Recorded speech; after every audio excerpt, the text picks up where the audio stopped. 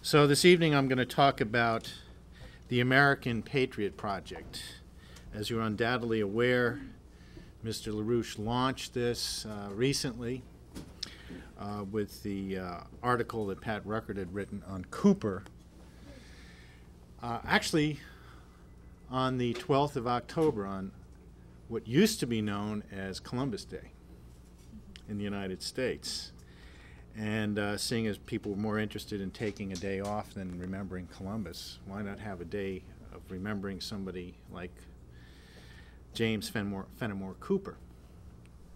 Good idea. That anything Americans can learn about their own history is useful. I mean, I'm not talking about, you know, Hollywood rock stars or movie stars, but something useful. And that is why Lynn has called for this, as really as an educational tool to organize our other citizens who may not be as knowledgeable, to be polite about it, about our own history. So, this evening I am not going to really talk very much, if at all, about Henry Clay or the Careys or even Lincoln, but I want to focus on the period after the American Revolution and what had to be done and what was done by a number of people, including the second generation in particular of the Founding Fathers, to not only preserve this republic, but to spread this idea of the American Revolution to, as they used to say, four corners of the map, or the world. And if you examine this painting by John Trumbull, the Battle of Bunker Hill in 1775, actually Breed's Hill. Who are the Patriots? And we're not talking about the football team from Boston. I knew I'd catch a few. The one's not wearing red. The ones, well, this guy, okay, not wearing red. Like a jersey, you got it. Okay, so like today, this battle and the battle we're in is undetermined, and what will determine it is the role of the individual in his identity as a world historic figure to change it, an active changing of the universe. So what is a patriot anyway? And I'm not talking about football teams or any other team. What is a patriot? Right? It comes from the Latin word pater, meaning father.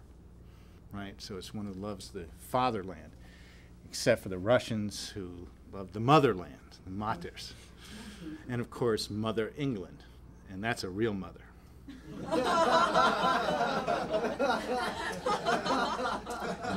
And I would advise you not to be weaned at that one. So, is fighting and perhaps dying for your country, does that make you a patriot?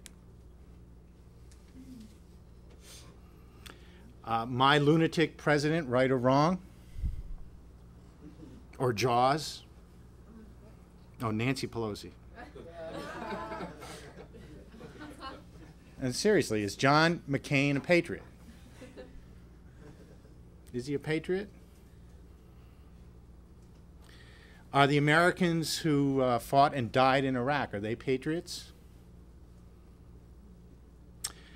Is fighting and dying for an empire, is that patriotic? What if the cause you're fighting in is unjust? Your policy of your nation is unjust. Are you still a patriot? If you fight or you don't fight, participate or don't participate, what is the criteria that distinguishes you? Is there anybody here that considers themselves a patriot? People can raise their hands, yes or no, if they do. Okay. You know, it's a serious question. I mean, ask a boomer. I mean, they'll go through contortions about that one. Right? So, now, Friedrich Schiller didn't have a laptop. he had to coax all the time. Now, he had a copy of this painting on the wall above his desk. So why would a German poet have such a painting staring him in the face as he worked all the time?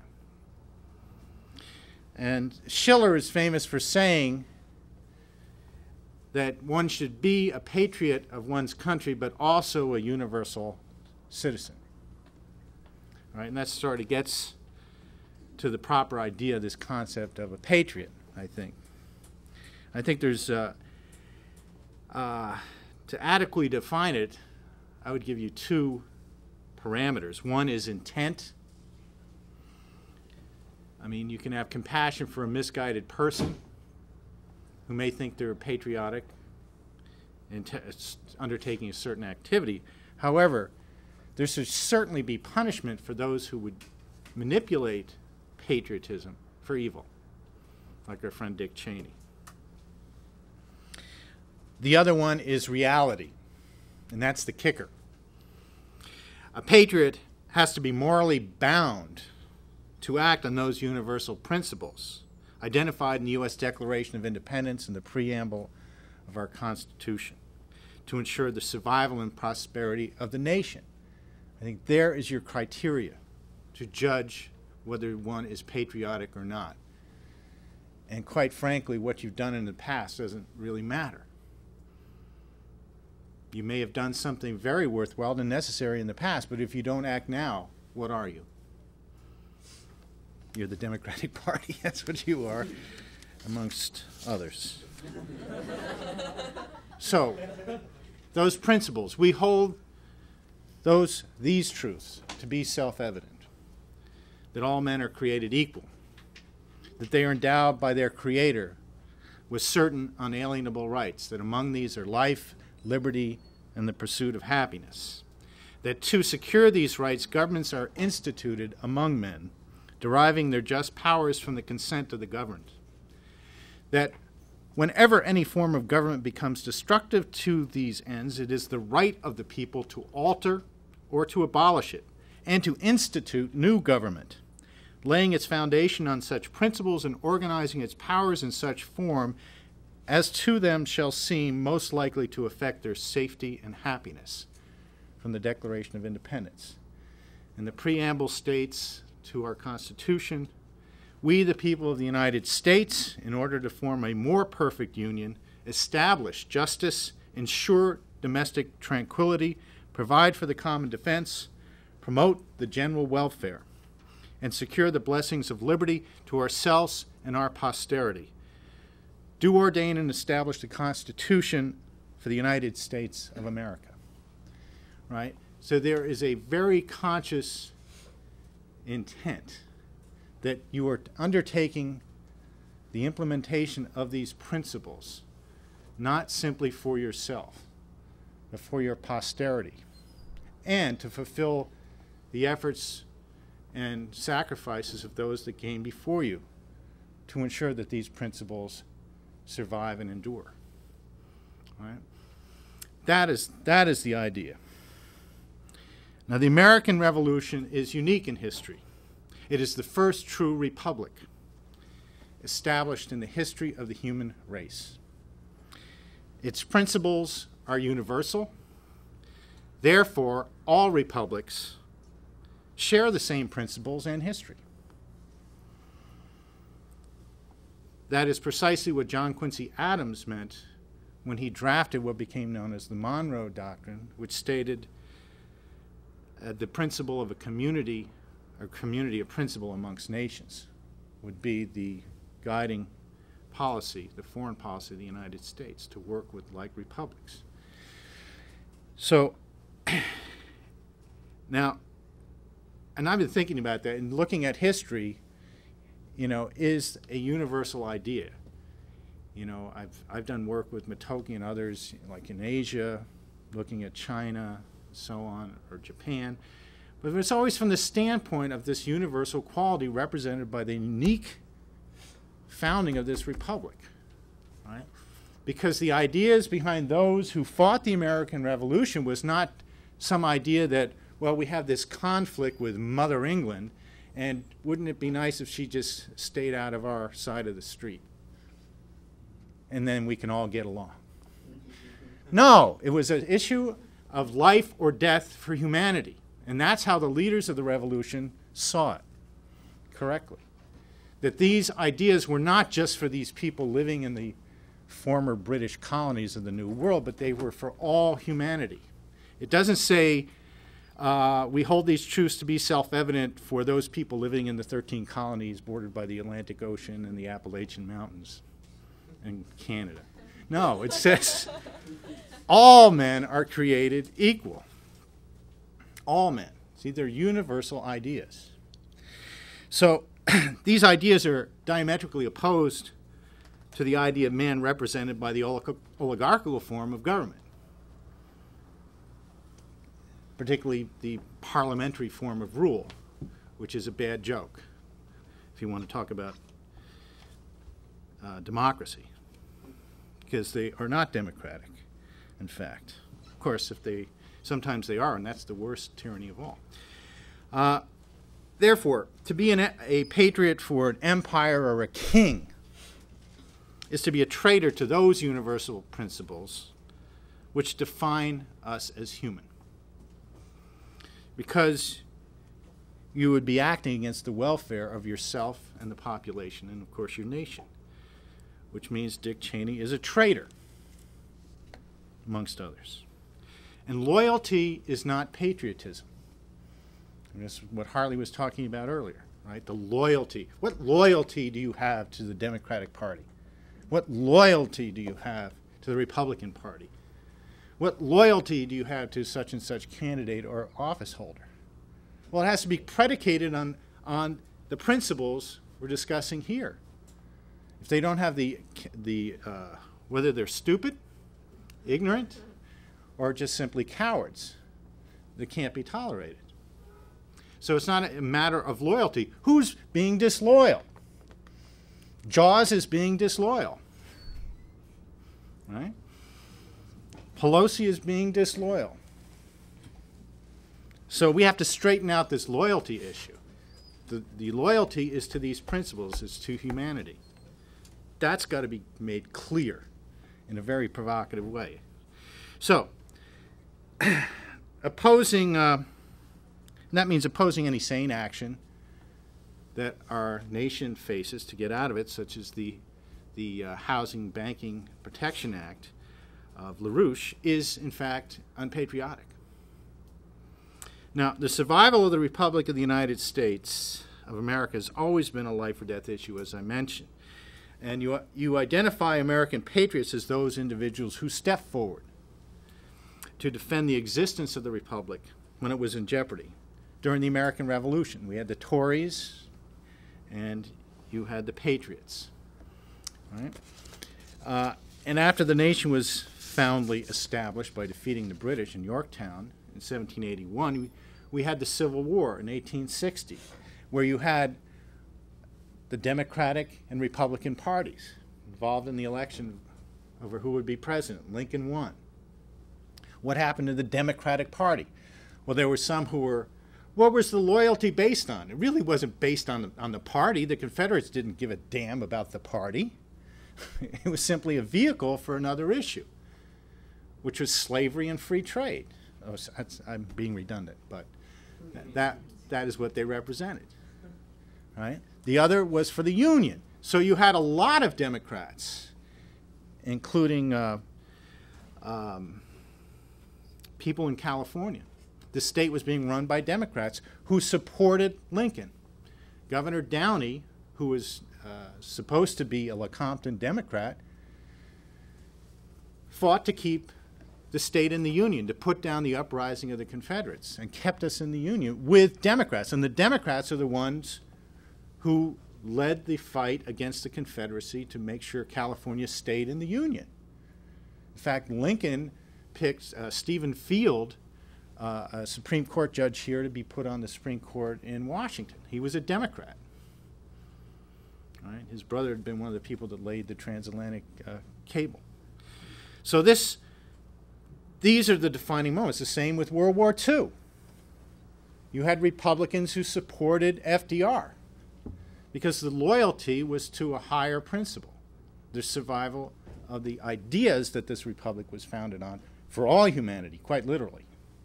Right? It wasn't a Democrat versus Republican issue, just that we had some Republicans who were Nazis, not unlike today. So we have to put forward this kind of challenge to our fellow citizens personally, that they have to act as patriots. To do that, we need to know about history, and I think this is the idea of the Patriot Project, the American Patriot Project. To do so, just like you're learning the principles of Kepler, of Gauss, you have to know history, which is learning how the minds of those key historic individuals functioned. Not just what they did, but what motivated them. How did they think? If you know the mind, you can understand the intent of that individual. How is it that as an organization we're familiar with the American system of economics? How is that? I mean, there's no college curriculum that I know of, as, American System Economics 101. Right? American System Economics for beginners or for dummies. No. Right? You don't hear Britney Spears or 50 Cent singing odes about sovereign currency and internal improvements. Though they could use some. You don't read about it in the LA Times. It's not in Jay Leno's monologues. It's not part of popular culture. So how is it that we as an organization found that out?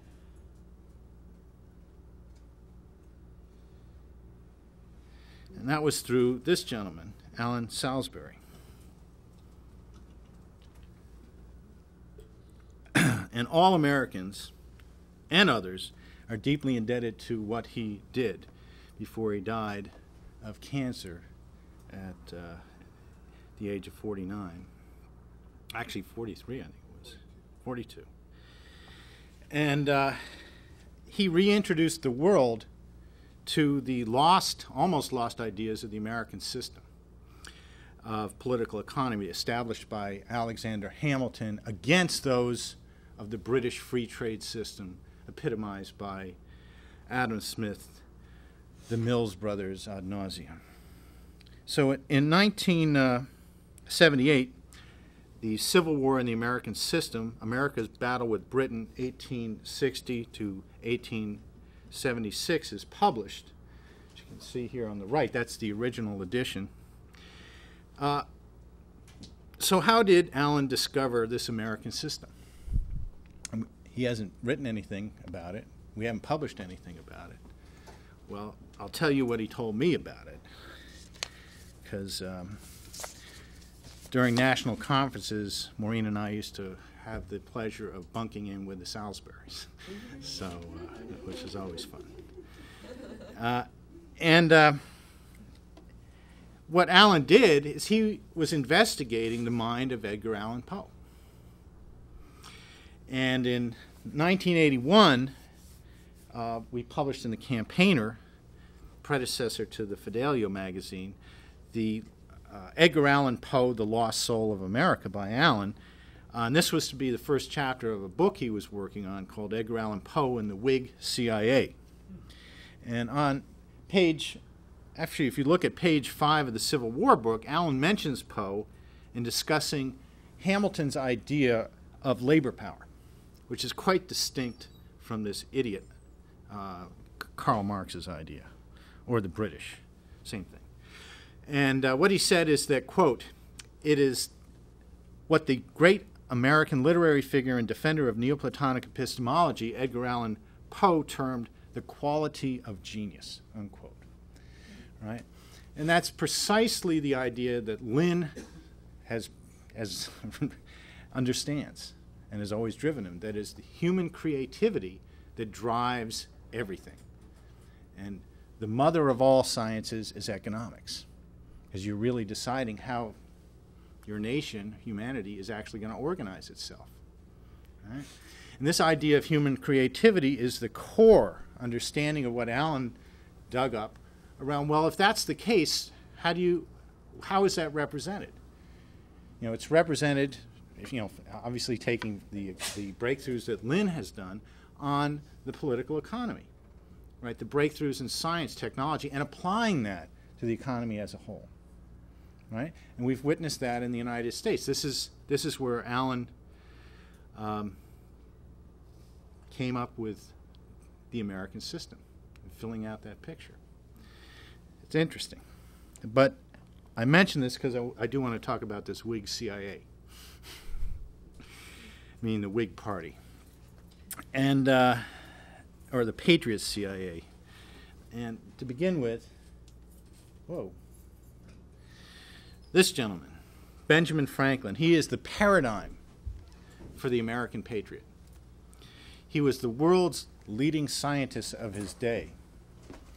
His breakthroughs in the Leibnizian approach he had to electricity are famous or infamous, depending how you look at it or who's looking at it. He organized the Industrial Revolution in England before the American Revolution. He is the one who organized the Duke of Bridgewater to build the first modern canal in Europe,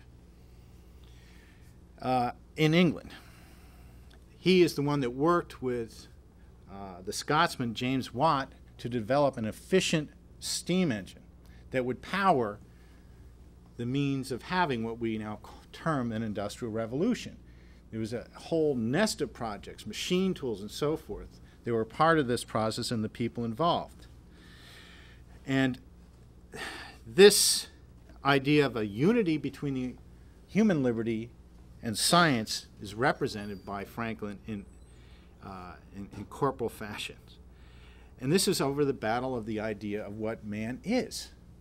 This is what he is all about. And he was doing this before the American Revolution, when it was clear that the British oligarchy were not going to tolerate these kinds of things. Right? It came to blows. But he organized the American Revolution. He established the intelligence operations before the revolutions to actually connect the colonies for the first time through the committees of correspondence, working with Sam Adams in Boston, setting up newspapers, right? We had, as part of the ongoing literacy campaign, where you had over 90% literacy amongst Americans in the colonies. You were lucky to have 10% in most European countries. So he organized that revolution. He was the father of this nation. He had the intelligence operations, spent most of the war in France, where he created the League of Armed Neutrality that put together an alliance of European nations that would not interfere on the side of Britain during the American Revolutionary War. Of course, some of them did side with the United States, like Spain, supplied weapons and actually military confrontation against the British in Texas and Florida. And, of course, Russia played a key role in keeping the League in line. And he was instrumental in getting the French finally to join the side of the Americans with Rochambeau and his fleet arriving at Yorktown to finish off the British. So, following the British surrender at Yorktown in 1781, you had the Treaty of Paris that went on for some time, 1872 to 83. Meanwhile, the British troops are still in the American states. They were basically occupying New York City, Detroit, and other states and other cities. Now, if the Continental Army had simply been decommissioned and people allowed to go back home, there would be nothing from stopping the British, principled as they are, from simply reoccupying the United States again. So, at the same time, the Army was underpaid. There was nothing before Congress for any kind of pension or military support for the military service. And there was the possibility of a coup, a serious coup at this time. So Washington decided that he would establish an organization, an open conspiracy, if you will, in most respects, that would comprise the officers who had fought in the Revolutionary War. Now, in May of 1783, we have the establishment of the Society of Cincinnati. And this is their symbol here, the eagle, with the motto, the Latin motto, which means he relinquishes everything to serve the nation. And this is named after Lucius Cincinnatus, who was a Roman farmer in 5th century BC.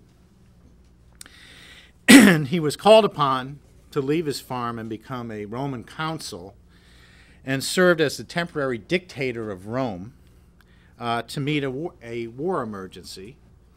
And after winning the battle, he returned power back to the Senate and returned to his farm. Now, if you'll notice, well, the first meeting was held at the home of Major General Baron von Steuben in Fishkill, New York. Von Steuben is the German who came to the United States and trained our troops at Valley Forge in the first winter of Valley Forge, and put together the drill manual that Hamilton translated into English, that you still can get your hands on, but it was the first training manual for the U.S. military. And if you notice some of the people, you had Washington, who was elected the president, and he stayed as president of this private organization until he died in 1799, in which case the vice president became the president, which was Alexander Hamilton. And just some of the people. You have Henry Knox up here on the left, who's the general of artillery. And you'll notice he's wearing the one medal, which is the Society of Cincinnati medal. You have Washington, Hamilton. Over here you have Thaddeus Kosciuszko from Poland, who's also wearing his Cincinnatus medallion. Here you have General Lafayette, who came to the United States at the age of 19 from France and was a general a year later, actually fought in the Battle of Brandywine and was had a serious leg injury for a while. And over here is von Steuben, also wearing his Cincinnati medallion. So they organized this to, first of all, counter the threat of as I mentioned, a potential British reconquest of America, prevent a descent into anarchy, and also to lobby, at least publicly and realistically, for pensions for veterans, which they didn't get until 1834. So within 1 year, they had chapters in all 13 states. Out of the 5,500 officers that served in the war, over 2,000 joined. And members generally had to have served 3 years or more in the military or in the war, or be descendants of an officer who died in service. Well, this became a little looser as time went on. Its first campaign was to organize the passage of a constitution for the United States, so which the convention for that purpose was convened in Philadelphia in 1787. That is the Constitutional Convention. The same year, the same time, the same day, and the same place down the street was the Society of Cincinnati Annual Convention. So you had George Washington heading the Constitutional Convention on the one hand, and going over across the street to the Society of Cincinnati, where he was chairing the meeting there. And the idea, obviously, was to ensure and educate those delegates from the various states to ensure they passed a sane and sound constitution. So out of about 55 delegates to the Constitutional Convention, 21 of them were members of the Society of Cincinnati. On July 4th, 1784, about 13 months after the founding of the Cincinnati Society in the United States, there was a branch established in France no big surprise who was president, the Marquis de Lafayette, and the purpose there being to spread republicanism throughout Europe, beginning in France, and hopefully spreading even to Mother England. Now, the objective of all these gentlemen was that America, the ideas of America, had to be spread internationally. That was always the purpose and aim. Republicanism in one country doesn't work. It's got to be universal. And that was understood by these people. Now, on the other side, you had the traitors.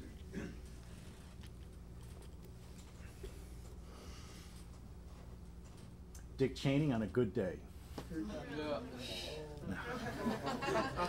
Good day for the rest of us. After a fair trial.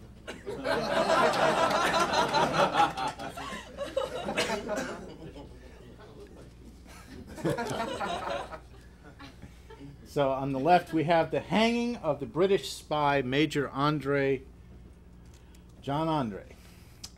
On the right, his co-conspirator Benedict Arnold, whose name is synonymous with Dick Cheney, or treason.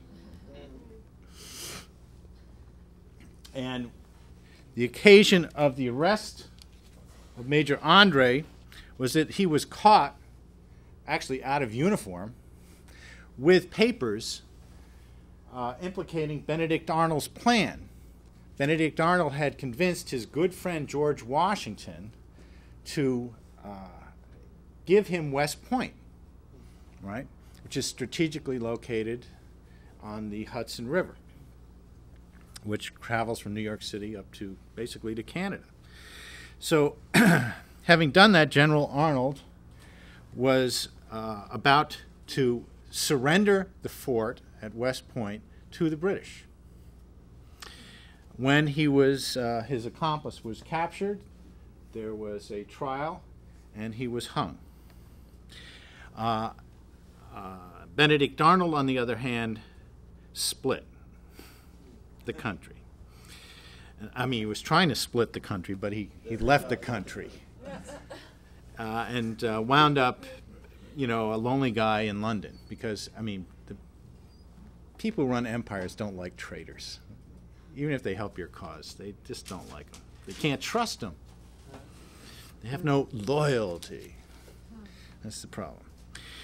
So, next, we have Aaron Burr. Now, Aaron Burr was elected vice president, or president of vice, with the election of Thomas Jefferson in 1800, and served himself and not the nation. He made sure that his good buddy, fellow financial oligarchical scumbag, Albert Gallatin, whose statue stands at what is now the entrance of the U.S. Treasury, is still there. They closed the entry where they had the statue of Alexander Hamilton. You can only get there now when you walk past Albert Gallatin, who did his best to dismantle the U.S. military, not financing shipbuilding for the Navy. In fact, the Navy was in such bad straits, Admiral John Paul Jones became a captain. Hence, they were not prepared for the War of 1812 with the British. Consequently, that's just one aspect of the free trade policies that began under Gallatin. So,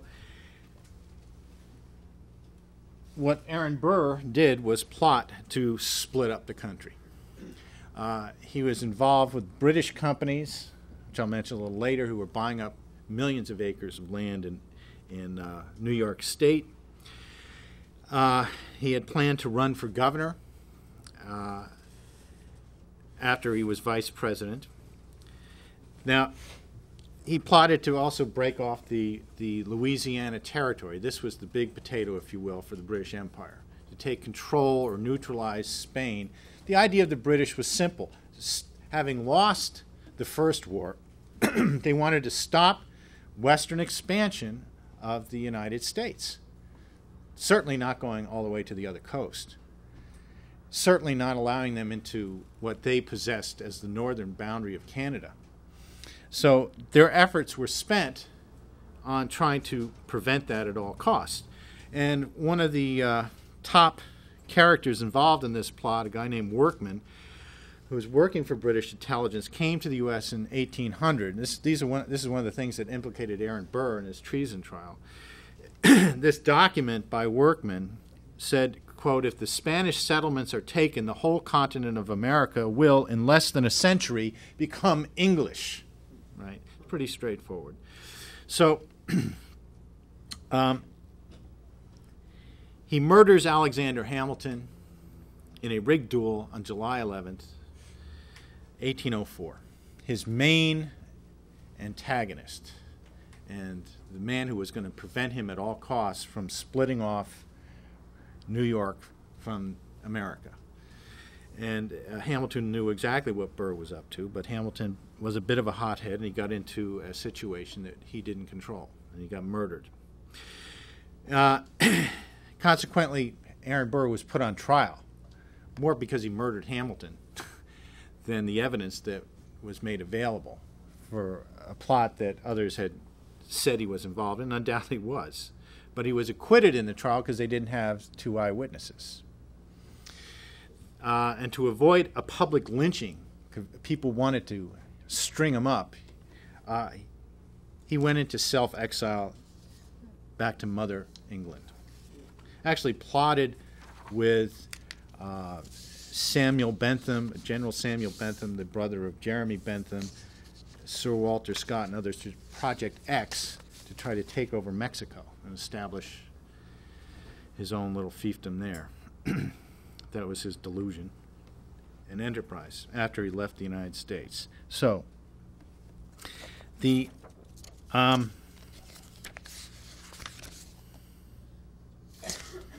Patriots, the second generation. You have the War of 1812. You have General Winfield Scott, who is a dominant figure throughout this whole period from the War of 1812 up through the Civil War. He's a war hero in the Battle of Lundy, Battle of Lake Erie. He becomes very famous because of his military exploits. He's a member of the Society of Cincinnati. He later commanded U.S. troops in the Mexican-American War in 1846. And he was a big guy. He was 6'5". And he was taller than Lincoln. Amazing. And he was deployed with Sylvanus Thayer to Europe to do intelligence and recruitment for the establishment of the West Point U.S. Military Academy. That is curriculum and professors. They met with Alexander Humboldt, for instance, and other members of the Cincinnati Society in Europe. And Winfield Scott attended the treason trial of Aaron Burr in Virginia. And that's where he met Washington Irving. And he says about that meeting in his autobiography, his memoirs, "It was there that I first made the acquaintance of this charming man and distinguished author. An agreeable acquaintance continued through England, France, and America down to his death." Unquote. This is Washington Irving, who Lynn calls a patriotic intelligence specialist. And amongst other things, he's responsible for America discovering the history of Spain. And this has been the nature of Americans. I remember at one of Lynn's birthday parties, I can't remember the name, the gentleman who was vice president of Slovakia, who commented that he really loved Lynn for many things, but what he has done is bring back our true history, back to our nation and the nations of Europe.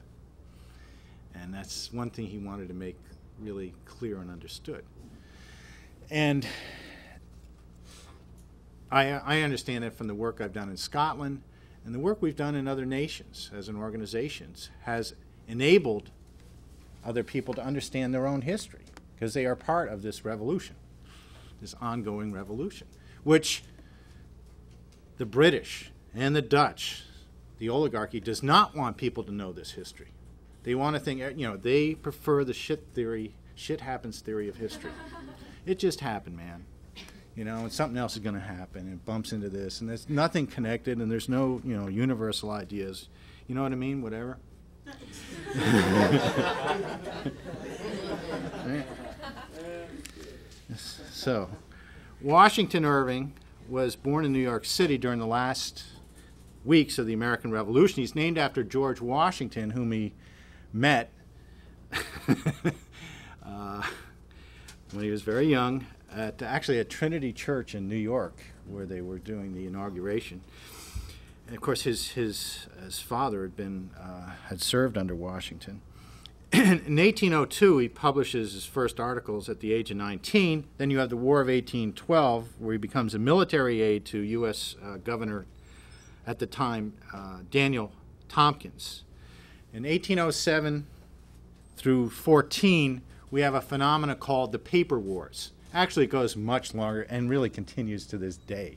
The Paper Wars, meaning the ammunition used in the fight between the British and the United States of America were newspapers and magazines, and then books.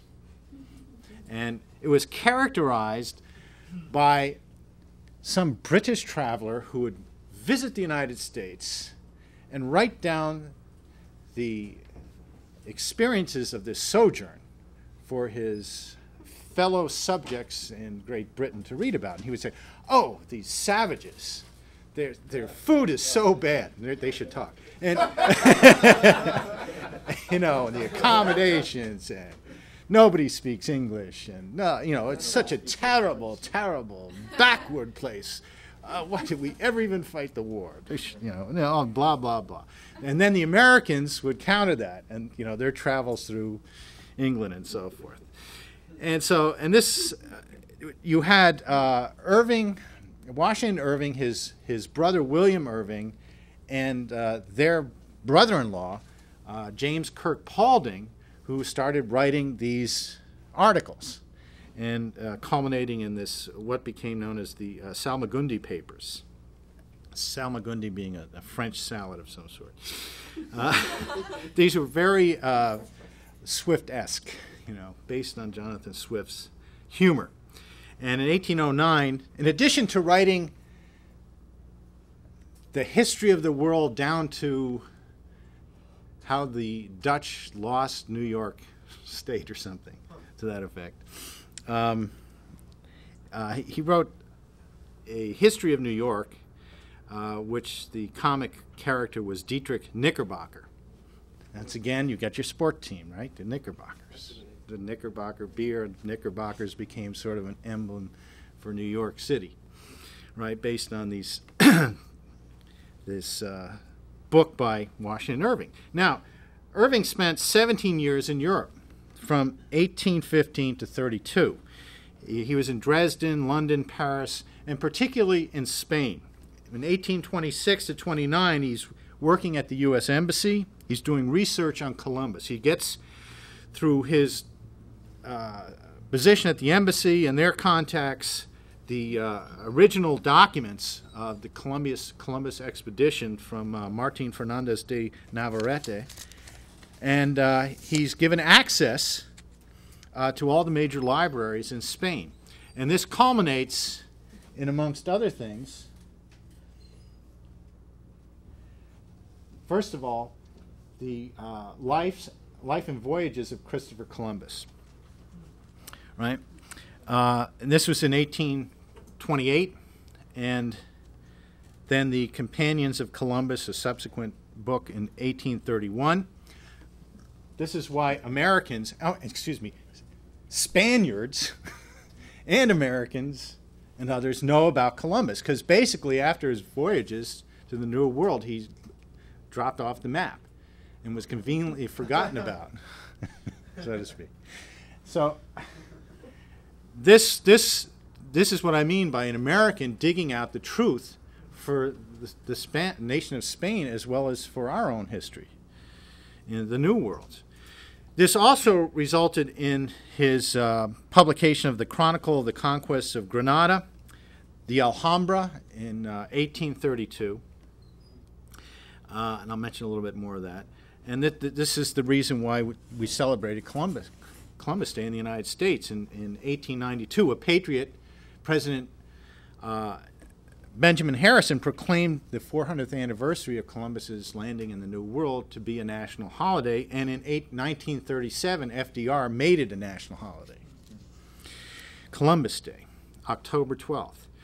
So, and Irving was also working on a book about the conquest of Mexico, which then he found out William Prescott, an associate, was actually undertaking, and he gave up that project. So between 1842 and 45, he was the U.S. ambassador to Spain under President Tyler. And he wrote on Moorish Spain, which included Muhammad and his successors, the Alhambra, which resulted, because of his publication, in the project to restore the Alhambra from complete disintegration. So he brought this idea of Andalusia, this Renaissance that occurred in Spain prior to the Italian Renaissance, as really the model for a dialogue of civilization that's needed today. This idea of Jews, Christians, Muslims, and even maybe a few Dutchmen living together, working together in a flourishing culture, right? And this is quite distinct from this idea of an oligarchical rule. So here you have a representation of Washington Irving and his collaborators, for the most part, meeting at his home called Sunnyside in Tarrytown, which is just a few hundred yards south of the Tappan Zee Bridge side in New York, of the east side of the river. And here they are. This is Prescott, the man I mentioned who did the Conquest of Mexico, excellent book. And Irving himself, Cooper over here, and Paulding. And of course, you know, Hawthorne, another famous author. Those are the ones worth mentioning. So you had this paper war, as I mentioned, going on. And it is typified by such things that I can show you visually. In 1850, actually Barnum and Bailey, P. Bailey, P.T. Barnum and Bailey, hired a woman named Jenny Lind, who was a famous opera singer from Sweden, to tour the United States. Actually, to do tours elsewhere, mostly in the United States, which he wanted to, because he noticed when he was doing his circus tours and shows in Europe that her performance was being sold out. So he did it for the buck, but consequently, it brought culture to the United States in the 1850s. And this is the reception she got at Castle Garden Theater in New York City in 1850. Now, this is how the British portrayed that performance.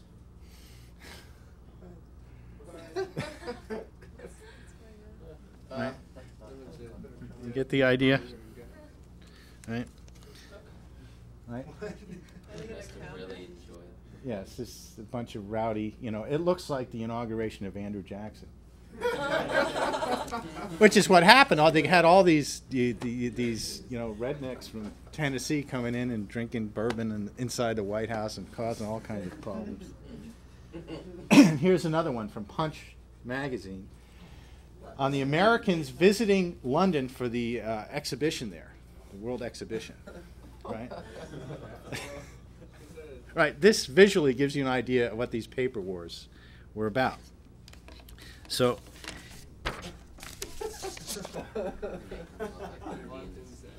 and if you read a number of the stories by Washington Irving and Company, you will get this idea, and they're quite much more funny than the British. But I would like to read you, and I have done this before in the past, but I think it's worth it. This is from actually 1846, a book that was published, written and published in 1847 by a gentleman named George Frederick Ruxton, who was a British spy. He was a military spy that was sent into Mexico at the start of the Mexican-American War, and did basically a reconnaissance of the western United States, the Rockies, and so forth. In fact, this book is called Wildlife in the Rocky Mountains. And I want to read this because it gives you an idea of how Americans thought, the average American, during this period. As opposed to today, the thinking is very much different. And what he does, this is the very end of this travelogue book, and he's on a riverboat that's going from Detroit to Lake Erie, actually, and on one side of the river is the Canadian border, which has these a few quaint little houses, as he calls them. And on the American side, you've got this bustling of activity and building things and so on, very noisy. And Ruxton is describing this scene where he comes up on deck. I found a solitary passenger seated on the roof, which was red hot with the burning rays of the sun, squinting his tobacco juice fast and furious, and with his eyes bent on the shore, and a fastidious and self-satisfying grin on his lank, sallow countenance. His broad-brimmed brown beaver hat, with disheveled cap, suit of glossy black, including a shining black satin waistcoat, of course proclaimed him to be a citizen. Waving his hand towards the Canadian shore, he asked me in a severe tone, "What do you call this, sir? Is this the land of the Queen of England, sir?" "Well, I guess it ain't nothing else," answered for me the pilot of the boat. "But," he continued, "it ain't a-going to be so much longer." "Longer, sir?" quoth my severe interrogator. "Long, too long, by half, has that unfortunate country been oppressed by British tyrants. Look thar, sir," waving his hand towards the opposite shore. "Thar's a sight, sir, where a man can look up to God Almighty's heavens and bless him for having made him a citizen of the United States." "A fine country," I observed. "There's no doubt of it." "A fine country, sir. The first country in the world, sir, and feeds the starving English with what it can't consume itself, sir. The philanthropy of our country," he took me to be a citizen, "flies on the wings of the wind, sir, and bears to the hungry slaves of the Queen of England corn, sir, and bread doings of every description. Yes, sir, and to show them, sir, that we can feed 'em with one hand and whip 'em with the other, we sent it over in a ship of war, which once carried their flag, until it was lowered to the flag of freedom.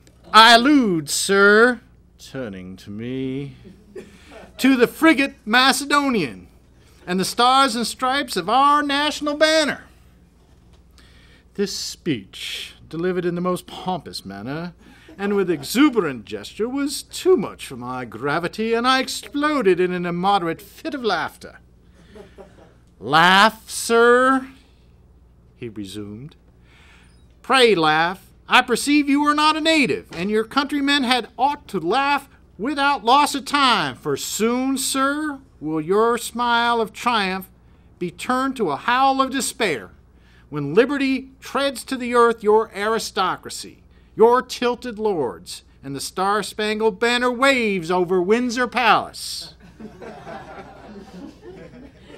Saying which, and squirting over the deck a shower of tobacco spray, he turned magnificently away.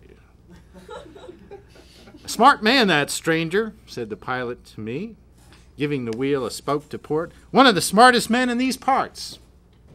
This I easily believed, right?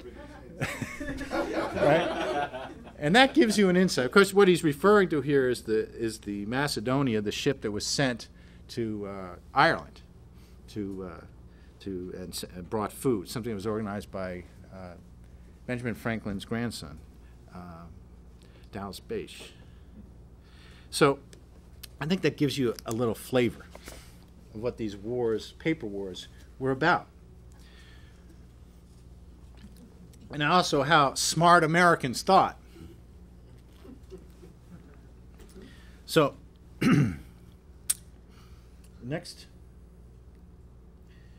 I'm going to go to James Kirk Paulding. He is of Dutch descent of Dutchess County, New York. His maternal, he didn't like the British. His maternal grandmother, or grandfather rather, had been slashed across the face by a British soldier for refusing to cry out loud, "God save the King."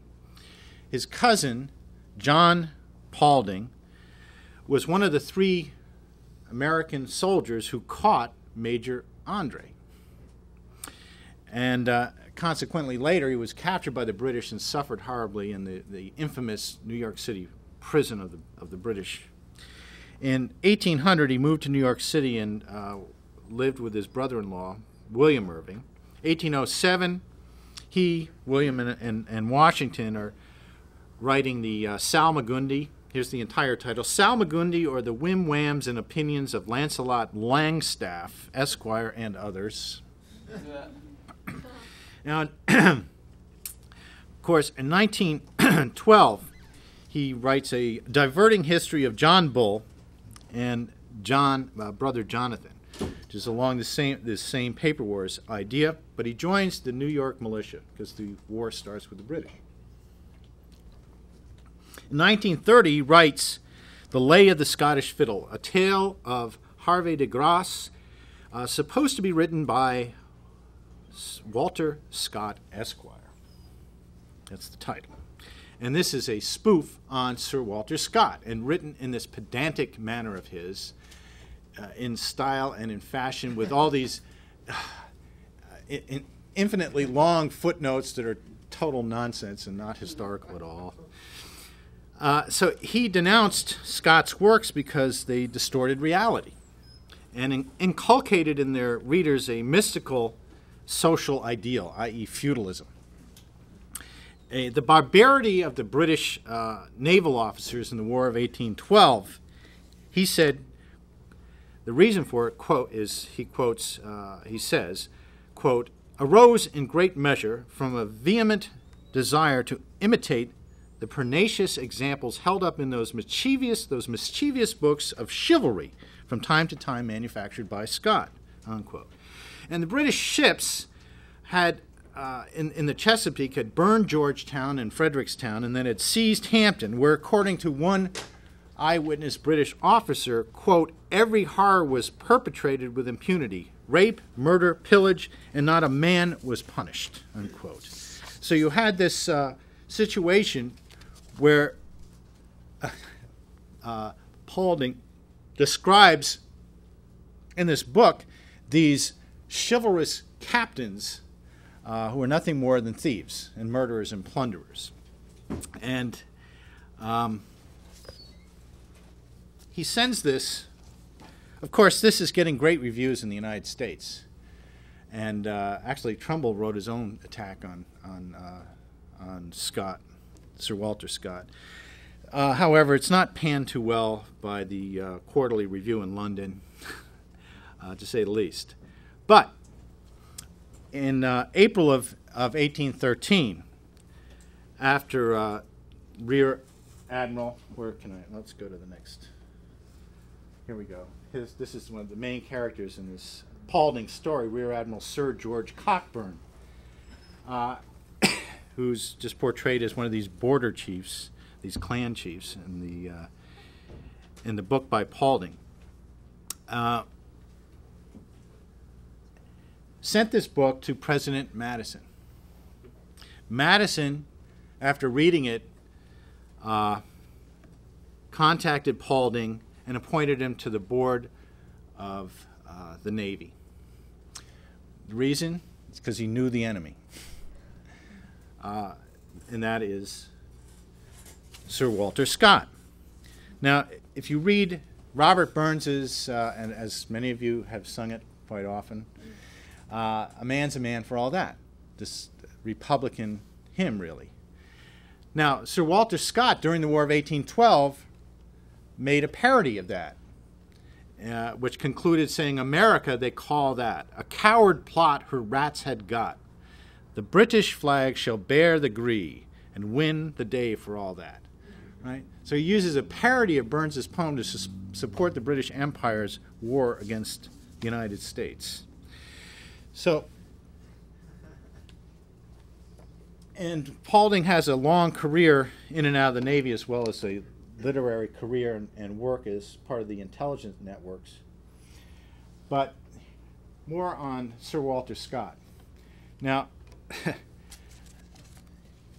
there are a few Scots, even nationalist Scots, who think or under the misguided impression that Sir Walter Scott is somehow a nationalist. This has caused a big ruckus and a sort of a paper war, which I'll get to in a minute.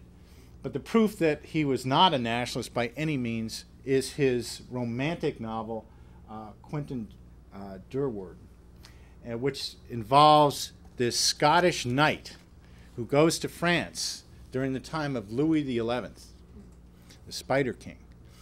And Louis XI is characterized as this evil, conniving, conspiratorial bastard who's just killing people, stealing, has no honor at all. And this valiant knight comes in to save the damsel in distress, and so on and so forth. So here you have, and this has come down as sort of the truth about Louis XI, right? That he's a no-good-nick, and so on and so forth. So here's the guy. Now, here's the proof. We know that Louis XI created the first modern nation state, right? Coming right out of the influence of the Italian Renaissance, that he put into check the Roman nobility to allow the beginnings of education of the population, more advanced agriculture, so on and so forth. And the general welfare of the population was his main consideration.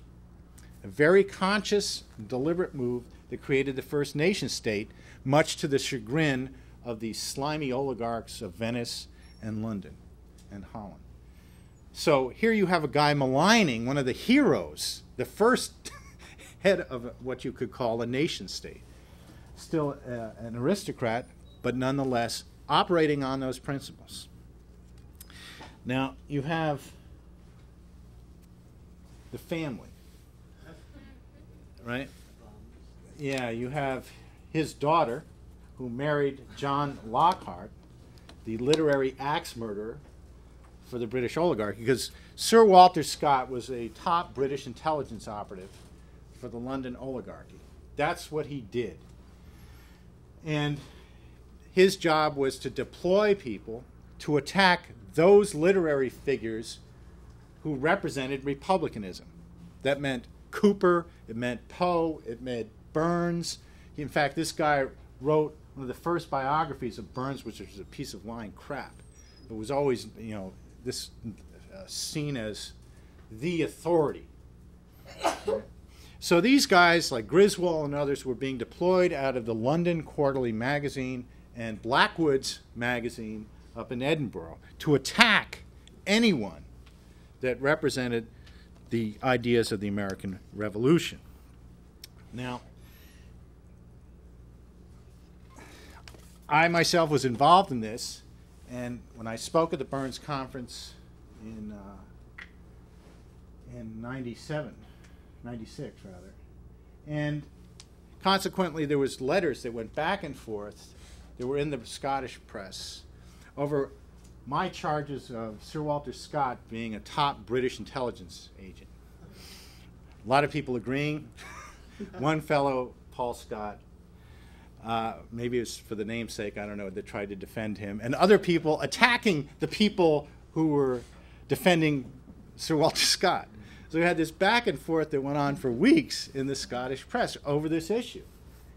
And as I outlined, I report on this in this article that was in New Federalist, that the idea of being a British agent, secret intelligence service agent, just like being a member of the Cincinnati Society, is not a question of carrying the card, right? It's a question of who you are, your identity, and actions, right?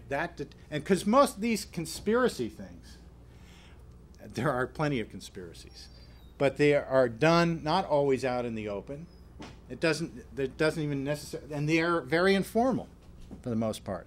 There's not a meeting that occurs, every well, there is a meeting that occurs every week with the Queen, but with the Prime Minister to go over the legislation that's going to be approved of. But conspiracies are very informal, particularly the oligarchical conspiracies.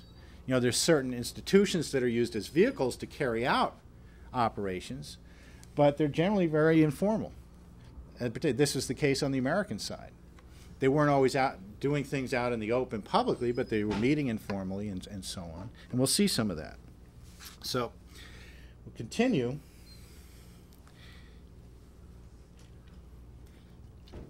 Have you ever heard of James Mcpherson?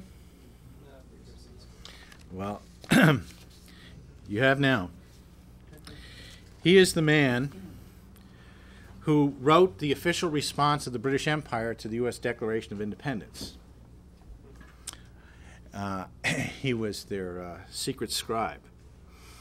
And he was employed by Lord North, the Secretary of State for Colonial Affairs, and had been in employ, as North admitted some years later, for many years. It was James Mcpherson that wrote all of the pamphlets for the British Empire against the American Revolution.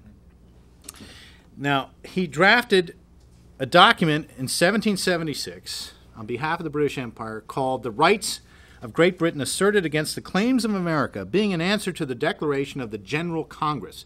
And they don't go, and it's 90 pages long, and it was reprinted many times in Mother England. But what they're attacking specifically is the resolution that was passed 2 days after the Declaration of Independence on the causes and necessity of taking up arms. What the British oligarchy did not want to do is have a public debate over the ideas of the Declaration of Independence. They wanted to just take up the issue of taking up arms, right? And how can you take up arms? And we paid you guys so much money to protect you. And as he did in his other literary engagements, Mcpherson lied. What he stated is in this document that the true goal of those carrying out the American Revolution was, quote, a total emancipation.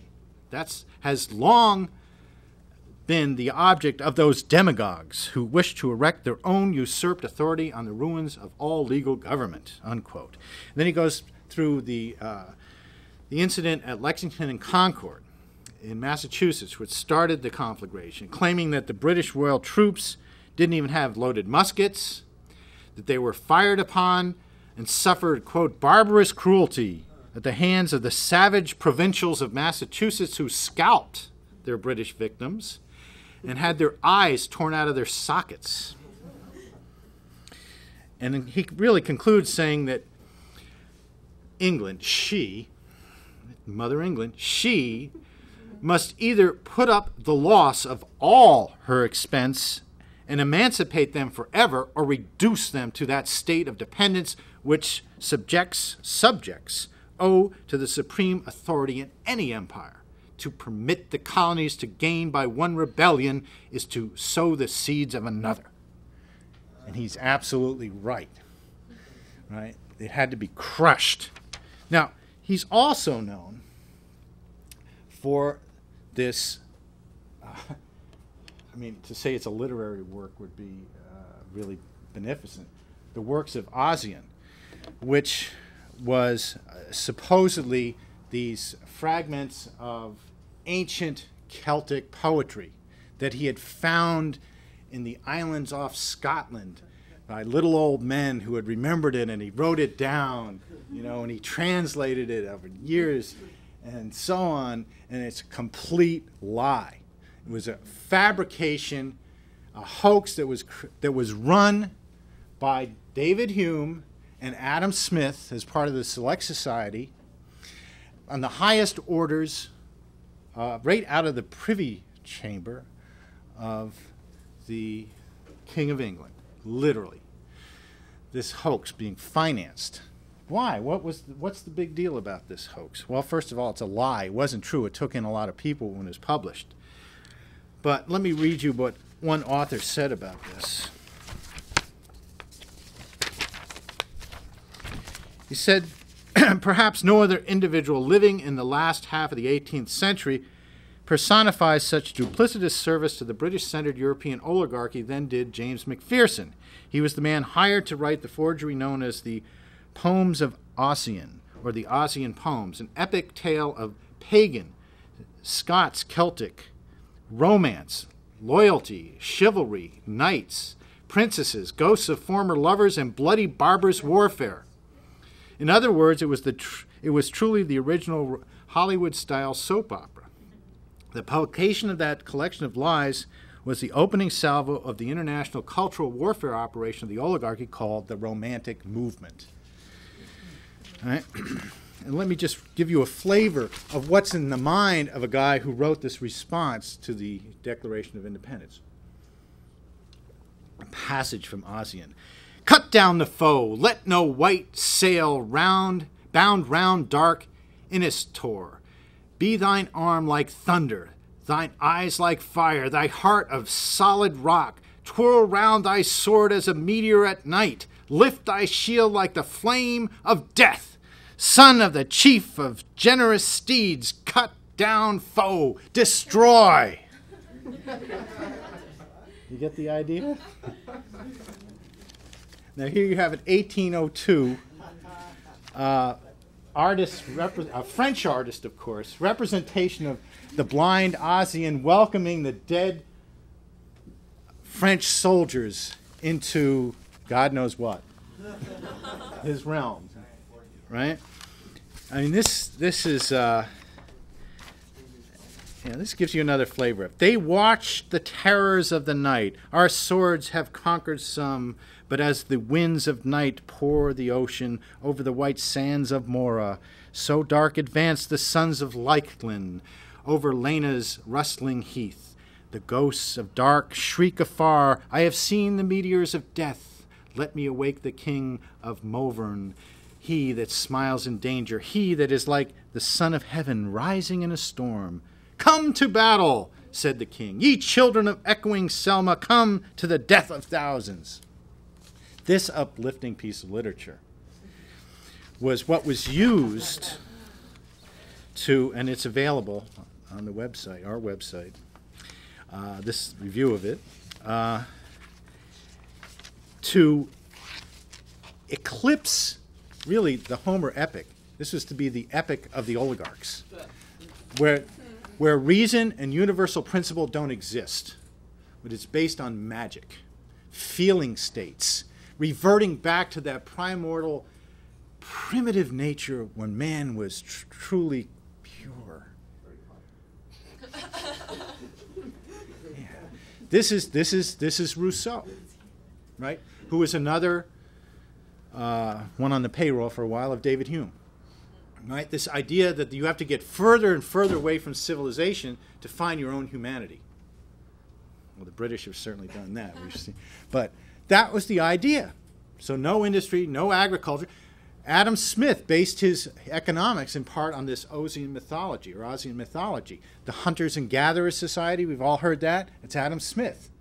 This was the pure state where primitive people didn't just have one occupation, like building a maglev train or wheel on a maglev train all day or something. They were hunters, they were lawyers, they were, Indian chiefs or whatever. This crazy idea of, it's mystical, it's romantic. What's romance? It means the Roman Empire. Right? Going back to the Roman Empire, that's romantic. And it's construed today all the time. Beethoven went into his romantic period. This is not just some obscure professor who came up with the idea of categorizing different types of literature. This was a specific movement to destroy the ideas of the Renaissance. And it was launched by the British, and it infected the Europeans. It was translated. They had this guy from Padua, Casaratore, translated into Italian. Mcpherson sent a copy to the British consulate in Venice, who provided this to this fellow who translated it, and it was the Bible for Napoleon. He would not be seen anywhere He's probably on his desk here, having his Italian translation of the Ossian poems, right? I mean, and he goes on and on. Wasn't it also an attack on the poetry of Burns? Well, well, not the Ossians per se. It's an attack on the principles of the human mind that are represented by Homer, by the Italian Renaissance. That classical idea of human creativity is what is under attack, and what you're reduced to is a sea of feeling states, basically. And what happens when this is finally exposed as a hoax by the Highland Society? Sir Walter Scott writes, anonymously of course, and is published, saying, the authenticity of Ossian is irrelevant. Quote, he says, this remarkable poet who was, quote, capable not only of making an enthusiastic impression on every mind susceptible of poetic beauty, but of giving a new tone of poetry throughout all Europe. Right? This is destroying this idea of the aesthetical education of man that Schiller was championing, that Cooper was championing as well. Right? Just flies right in the face of this. So, of course, American intelligence operatives went over and met with Scott and all these guys. This is what Cooper did. This was all these guys did.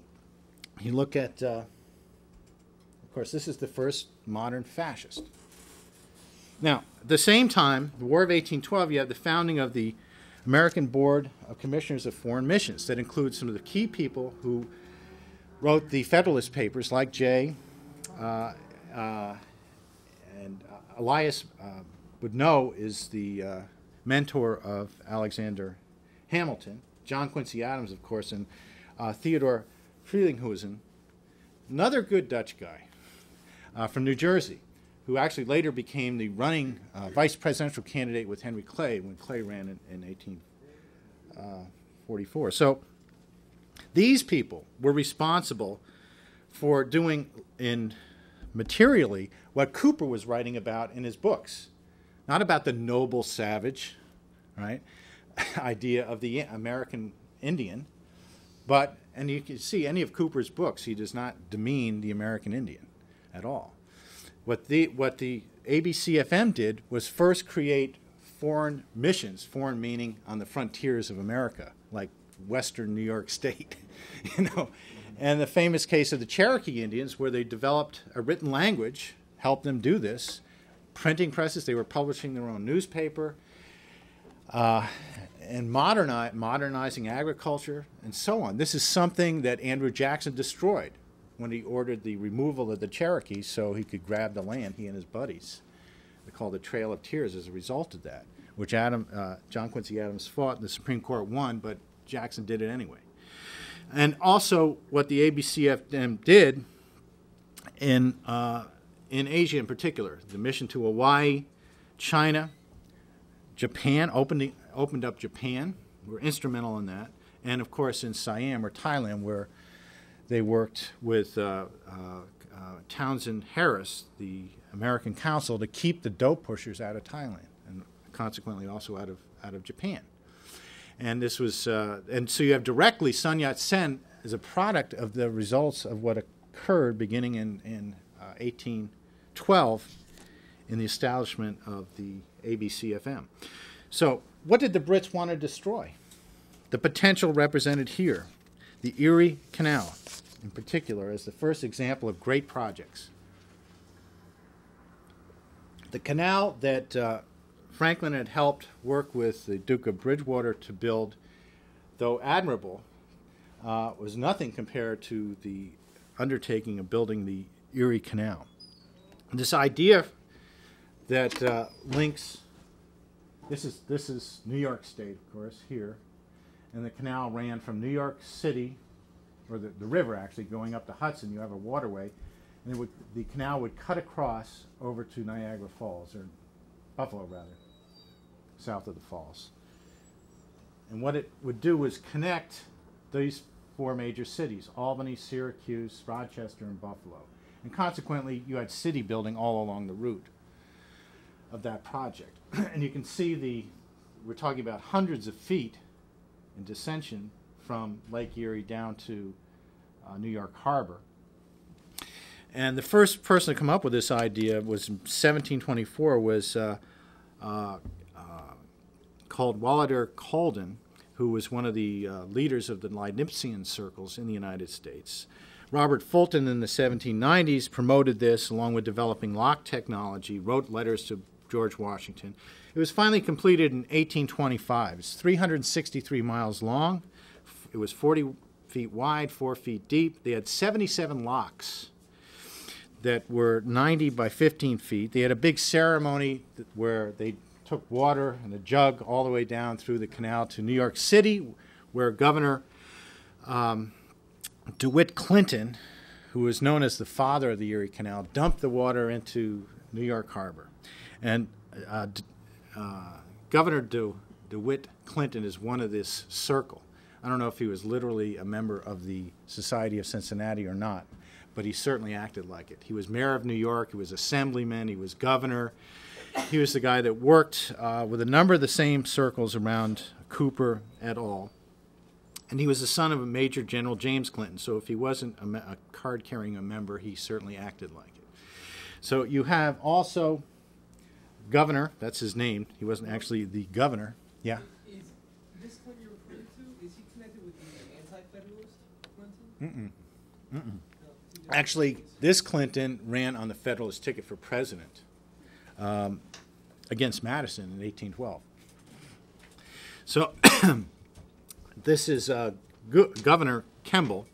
And here you have a picture of West Point here, looking across the Hudson to Cold Spring, where he built his home and the West Point foundry.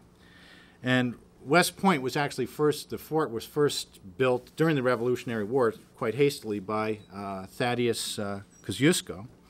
And at this point, the Americans had built a 150-ton iron chain that they linked and stretched across the river to keep the British ships from coming up the Hudson. Because the British strategy was to cut New York off. This was the famous campaign of Burgoyne, coming from Canada down to New York City, and with the help of nature and some patriots, he didn't make it. So in 1802, President Thomas Jefferson signed a bill establishing the U.S. Military Academy at West Point and the Army Corps of Engineers, which is the same thing. And so you had Colonel Sylvanus Thayer was the first superintendent. I mentioned him going to Europe, recruiting from the École Polytechnique for the curriculum and professors. In 1820, you had the passage in the Madison administration of the Survey Act.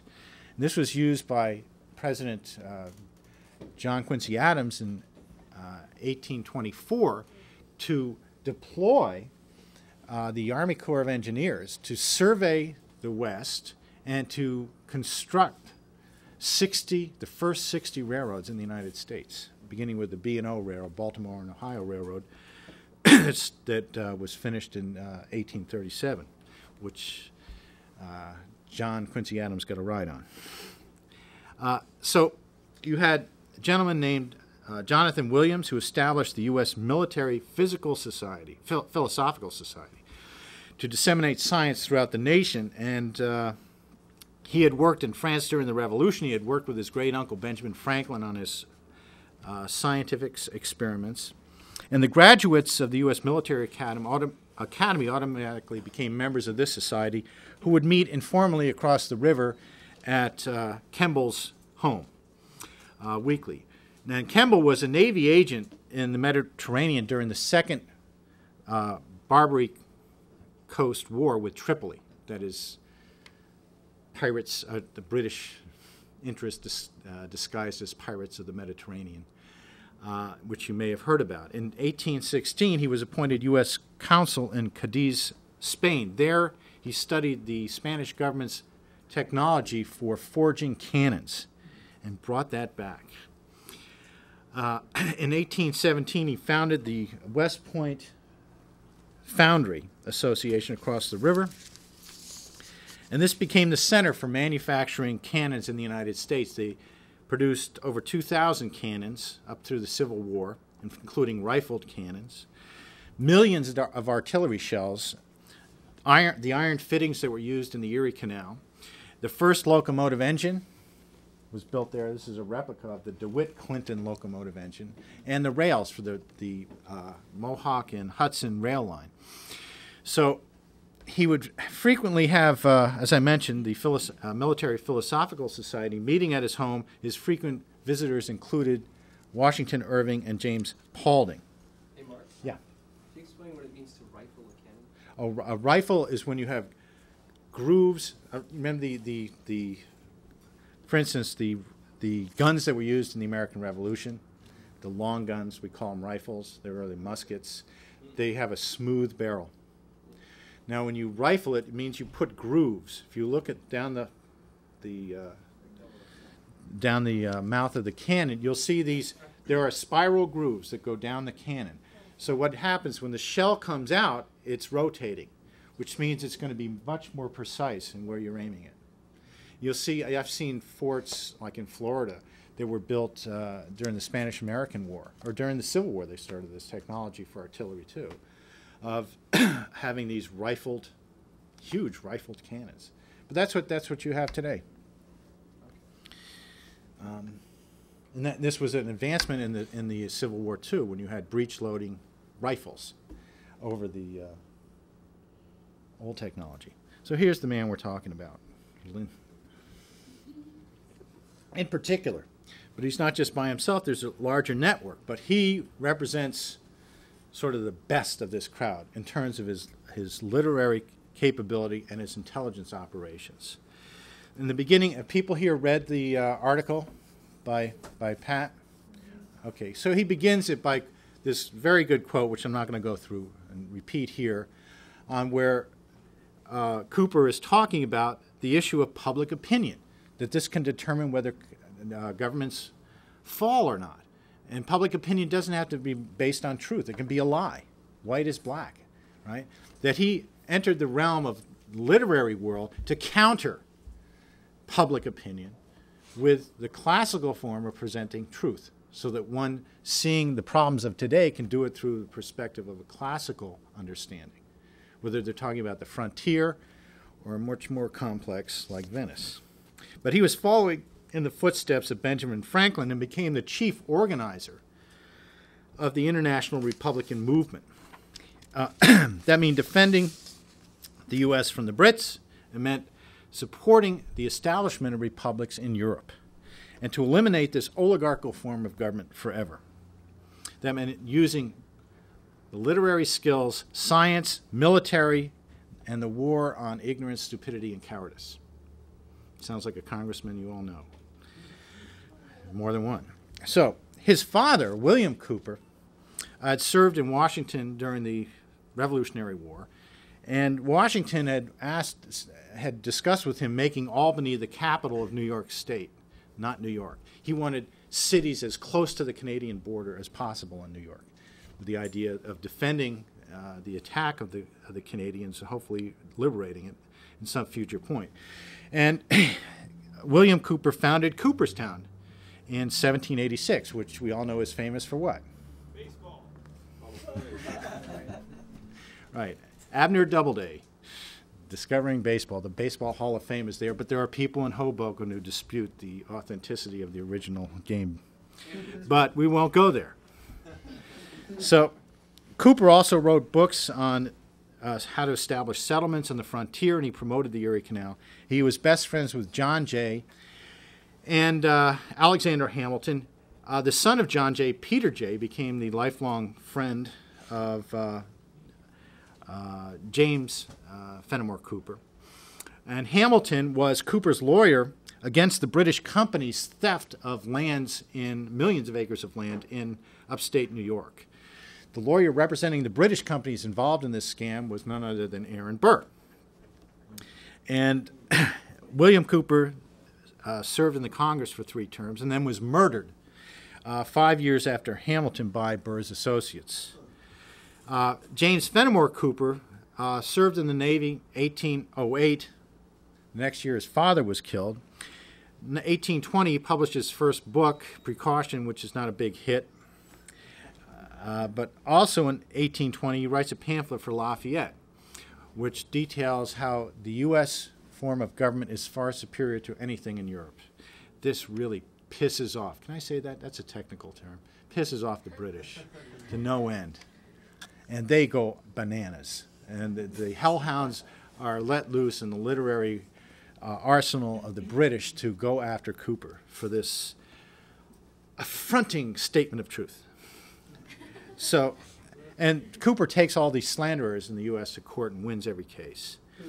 And Cooper says, books are, in a great measure, the instruments of controlling the opinions of a nation like ours. They are an engine alike powerful to save or destroy. Now, in particular, he publishes The Spy in 1821. He's gone to Europe. He's traveling and working in France and in Italy. I'm sorry, this is that's a little late. This is The Spy. This is the first book that's a big success. It's a great hit, and the subject matter is excellent. It's the method of intelligence, gathering and deploying. And it's based on a real story, a true character, who he calls Harvey Birch. The only other living person to know who this man in the story, who's publicly known as a traitor, right, who's a Tory, right? This is after the, during the American Revolution. The only person who knows he's not a traitor is George Washington, right? I mean, that's a patriot. I mean, to go through all of that and to be denounced and so on by your neighbors and so forth, but to serve an absolutely critical part of winning the war against the British Empire. So, Mark, was this character that was referred to, is that modeled after Hercules Mulligan? I'm not sure. He never says exactly, but you can surmise. Who is it? You can say that for later. I read many accounts of other people who are claimed to be. Yeah, well, there's probably more than one spy. But what he does in this book is actually anybody who's going to be an intelligence officer involved in the kind of work we are, in particular, is going to want to read this because it goes through the methodology, right? It's extremely important, and it's insightful. Now, in 1824, it was published in Germany, and everybody stopped reading Sir Walter Scott, thank God. And in a few years, Cooper became the most popular writer in the world. He was being translated into every language in Europe, also Farsi. Not Farsi, yeah, Farsi. Persian is Farsi, yeah. So, to give you an idea of the extent of his influence, let me read you this very brief letter from Franz Schubert. This is, unfortunately, a couple days before he dies. In 1828, this is a letter to Schubert. I am ill. I have had nothing to eat or drink for 11 days now and can only wander feebly and uncertainly between armchair and bed. Rena is treating me. If I take any food, I cannot retain it at all. So please be so good as to come to my aid in this desperate condition with something to read. I have read Cooper's Last of the Mohicans, The Spy, The Pilot, and The Pioneers. If by any chance you have anything else of his, I beg you, leave it for me at the coffee house with Frau von Bogner, etc., etc. So, that gives you an idea of the influence that Cooper was having. You have The Last of the Mohicans, and you have a number of these frontier stories, The Pathfinder, The Pioneers, The Prairie, and so on. In 1822, he moves to New York City and founds the Bread and Cheese Club, which is not a precursor to Trader Joe's, but is actually an intelligence collective, and is very instrumental in the service of the nation. Now, this intersects with Lafayette's return to the United States, bringing, amongst others, Friedrich List with him in tow. But he comes to the United States to ensure that a patriot is elected president in this critical time. Cooper organizes the entire tour for Lafayette, and he asked Cooper to write the account of the tour. He asked Cooper to write the account, which comes out later as The Notions of the Americas, published in 1828, and basically acts as his secretary during this 18th-month tour. The idea was to build this consensus in the United States that reflected what Lafayette did in creating this nation, so that there would be a true leader. And what came out of that process was John Quincy Adams, who ran and won the presidency. But Lafayette visits Virginia. He first visits Baltimore to try to find his old friend, David Poe. And this is Edgar Allan Poe's grandfather, who was dead at that time. And David Poe had been deputy quartermaster of the Continental Army in the Baltimore region, used his own money to finance supplies for the troops. His wife had sewed over 50 uniforms for the Continental soldiers. And he goes down, that is, Lafayette goes down to Virginia, having met one of his relatives, and meets Edgar Allan Poe, who's heading up the Richmond Student Cadets Corps for greeting General Lafayette. General Winfield Scott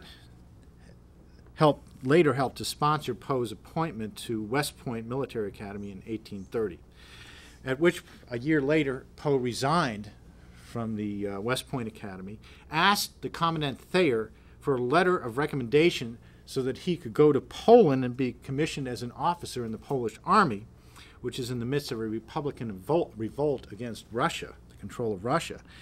And of course, and Thayer does this. This is not just your normal dropout. This is dropping up. Right?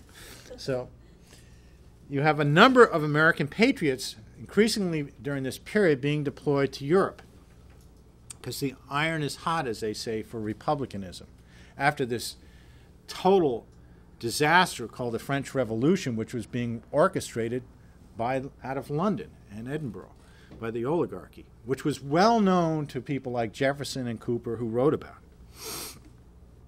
But you have, as part of this tour, one of the members of the Bread and Cheese Club,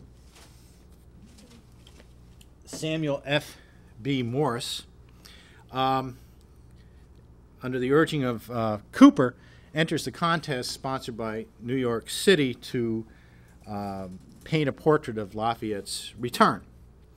And he travels with, he's deployed down to Washington, D.C. to meet up with Lafayette, does some preliminary drawings and so forth. And he's later well known for his invention of the telegraph and, of course, the Morse code. He's the son of Jedediah Morse, who was one of the founders of the American Board of Foreign Missions, he was the first geographer in the United States, wrote the first book on the geography of North America. His son, Samuel, became one of the leading American painters and goes with Lafayette back to Europe. So you have these Americans being deployed back to Europe. Cooper, in 1826, is serving as U.S. Consul for Lyons, France. Then 3 years later, he's living in France and also in Italy.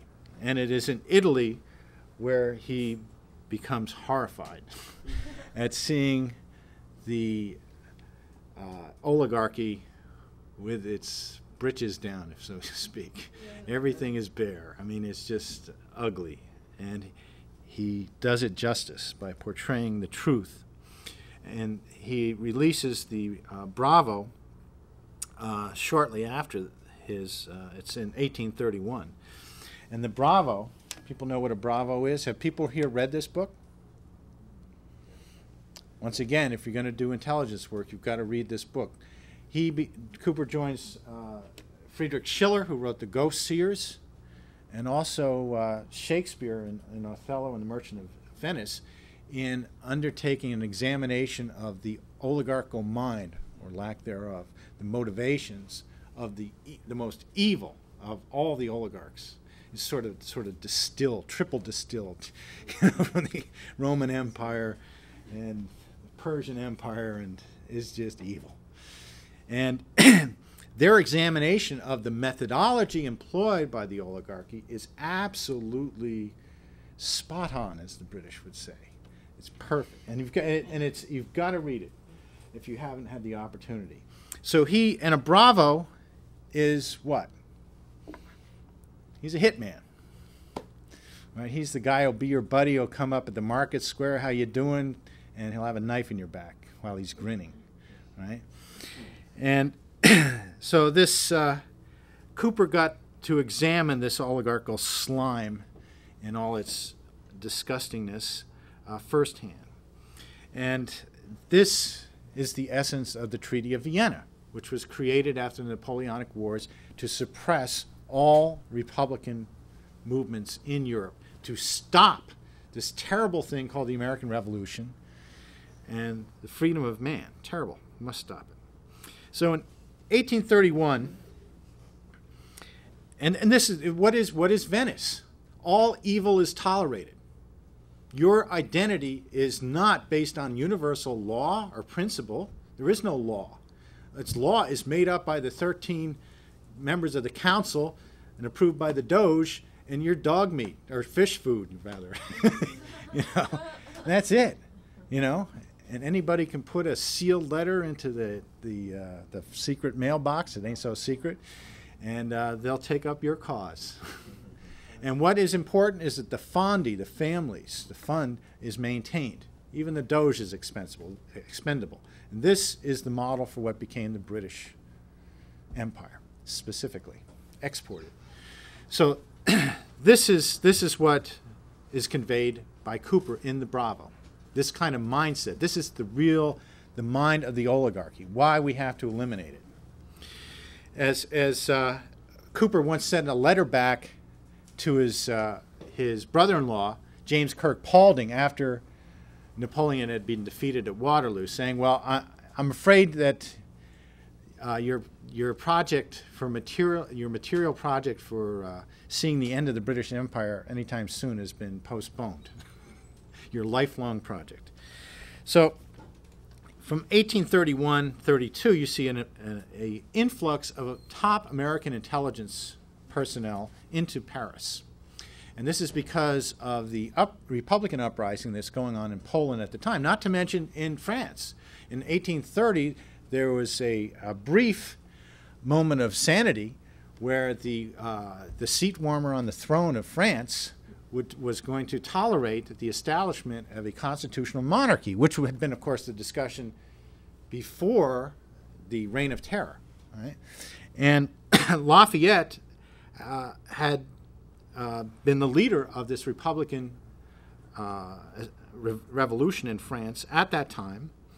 And he had become commander of the French National Guard, basically of all French armed forces at that time. And Alexander Dumas was one of his officers. And Dumas had been a son of a French general. So here you have Dumas. People know him as a writer, right? The Man in the Iron Mask, which we've alluded to with Lynn's illegal incarceration. Yes. It's Haitian. Yeah, it's Haitian. Yeah. Well, you know the French. Okay. But this is an excerpt from a letter that Dumas sent to an Italian police officer. Quote, "It was about the year 1832. One day, an American presented himself at my house with an introduction from James Fenimore Cooper. Needless to say, I welcomed him with open arms. His name was Edgar Poe. From the outset, I realized that I had to deal with a remarkable man. 2 or 3 remarks which he made upon my furniture, the things I had about me, the way my articles of everyday use were strewn about the room, and then the moral and intellectual characteristics impressed me with their accuracy and truth." Right? Of course, what he's describing is Poe's character, which Poe personifies in the literary character of Inspector Dupin, right? Who does not act by the hoggish senses to solve a crime by deduction, a la Sherlock Holmes, but by the genius of the human mind. And so you have Morse and Cooper, who are also in Paris, who are members of the American-Polish Committee. They're meeting regularly at Cooper's house in Paris. Lafayette only lives 2 blocks from Morse.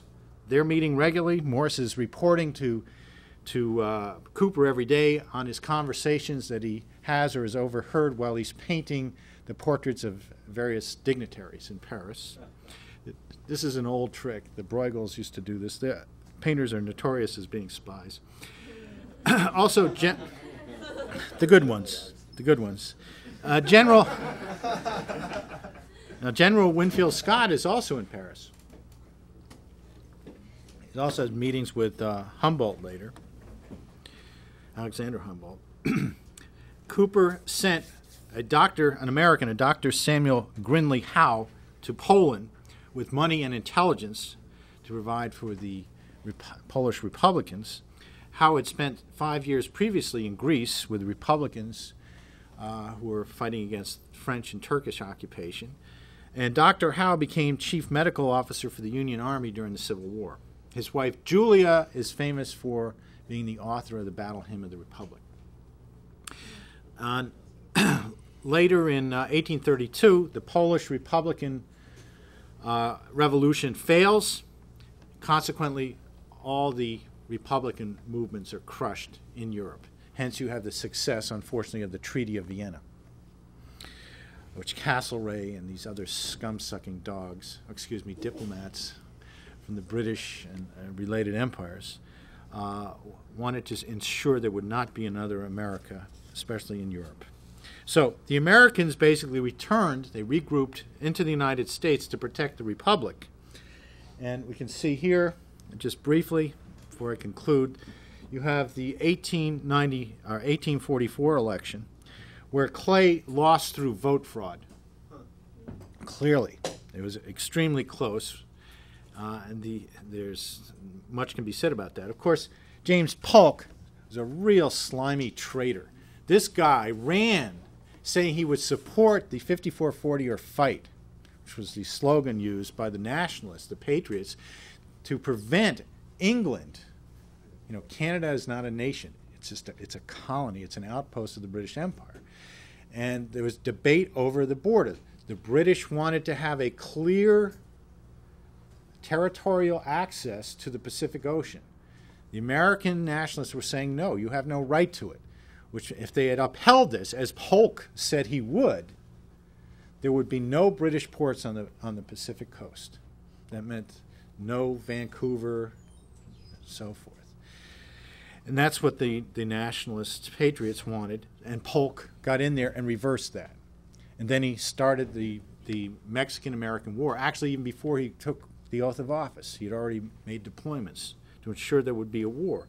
Now remember, Abraham Lincoln was elected for his one term as congressman and introduced the famous spot resolution, saying, show me the spot where Mexicans invaded America, and then I'll support the war. Of course, nobody could show him the spot. And he was supported by John Quincy Adams, who was a congressman at that time. And what happened? Popular opinion saw that Lincoln wasn't reelected.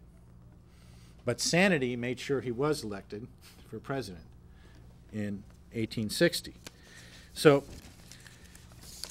Cooper prepared to win back the nation from these traitors, working with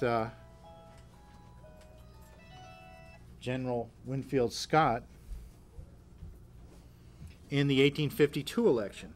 Beginning in 1851, Scott and Cooper, along with Commodore William Shubrick, met to strategize over Scott's campaign. And this, on the right here, do you see here, this is actually a campaign poster of a much younger Winfield Scott, and it says 13th President of the United States, which he would have been if he had won that election. But it was pretty much the death knell of the Whig Party at that time. And what came out of that failure was the reorganization of the patriotic forces around the new Republican Party, which eventually got Lincoln into the White House. But Winfield Scott was the Secretary of War when the Civil War broke out, and which he was for some months. He came up with the plan called Anaconda to blockade the ports of the Confederacy. And he had big problems with McClellan, who was trying to undercut him all the time. And he had certain physical ailments which did not allow him to take the field, and he retired. But Anaconda finally was enacted by Lincoln and proved successful from that standpoint. Now, the last picture I'll leave you with is the Coreless Engine. It's Coreless, named after George Coreless, the man who built it and designed it. So he gave his baby infant his name. This is the largest engine ever built in history up to that point, and powered all the machinery and mechanical hall of the 1876 centennial celebration in Philadelphia, celebrating the 100th year signing of the Declaration of Independence. And I'll just leave you with this prophetic conclusion from Cooper's Notions of the Americas, in which he had written for Lafayette of his tour. Quote, "A new era is now about to dawn on this nation. It has ceased to creep. It begins to walk erect among the powers of the earth. All these things have occurred within the life of man. Europeans may be reluctant to admit the claims of a competitor, but they knew so late a privileged, a wronged, and a feeble people. But nature will have her laws obeyed, and the fulfillment of things must come. The spirit of greatness is in this nation. Its means are within its grasp, and it is as vain as it is weak to attempt to deny results that every year is rendering more plain, more important, and more irresistible." Now, the official report of the British delegation to the 1876 Centennial Exhibition said the U.S. had eclipsed the British Empire as the world's leading industrial power. So I suggest we finish the job of the American patriots and put the British Empire out of the world's misery. So that's what I have to say on opening up this project, this discussion. There is a lot of material to look at, some of which people have known. I really didn't go through the economics side of this thing. But I wanted to give people more of an idea of the cultural battle. Because what Washington Irving, Cooper, Paulding, this circle of people around the Bread and Cheese Club in particular, and the painting of Morse and others, what they were trying to do is create what they called an American culture. They wanted to get away from the decadent culture of Europe, feudalism, and take the best from Europe, what the Renaissance represented, which people like Schiller represented, and incorporate that method into an American culture. Because they understood that if you did not have a culture, this is always the problem. Plato talks about it. In a republic, you've got to have an educated citizenry that understands the necessity of taking responsibility for the principles and the survival of the republic. And that's always been the weakness, as we see it now in our own culture. Right? Where people know something, they don't act on it. So it's not just a question of information, right? That's not the real issue. This is what this circle of patriots were dealing with, and how to create a really American culture. And it wasn't, and Poe knew this. You know, these people were engaged not just in writing stories and so on, and poetry, which is uplifting and worthy in itself, but targeting the enemies of humanity, like how to write a Blackwoods article, targeting the methodology of the enemy, right? The swift approach. Right? So anyway, if people have questions, I mean, there's certainly a lot of work to be done.